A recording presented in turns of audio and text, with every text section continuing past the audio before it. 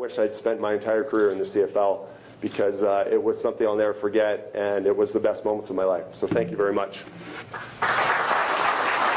Doug Brown was simply fulfilling a promise for Richard Harris on Wednesday when he announced his retirement at Canadian Stadium after 11 seasons with the Winnipeg Blue Bombers. Harris, the team's defensive line coach who passed away last July, was so close to Brown that they decided they were going to retire at the same time. So 2011 was definitely the end for Brown. Being up here today and retiring, I want to say that's a big part, just out of respect for him.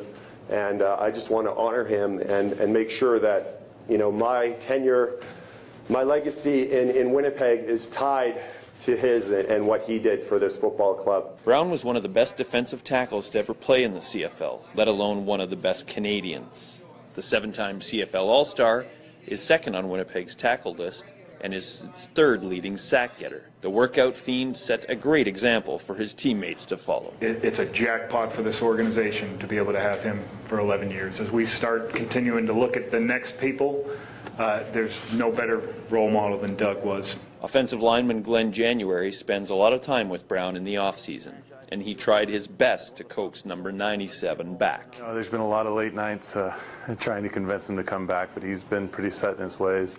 After 15 seasons, to walk away from a game on your terms with something left in the tank, I mean, he could easily come back for another 2 or 3 years and play at a high level. It's really again, almost an unattainable goal. Brown, a Vancouver native who made it to 3 Grey Cups with the Blue Bombers but never won, has made Winnipeg his home, which endeared him to fans even more. And even though he will work part-time for TSN this summer, he plans to keep living in Winnipeg. I hope so.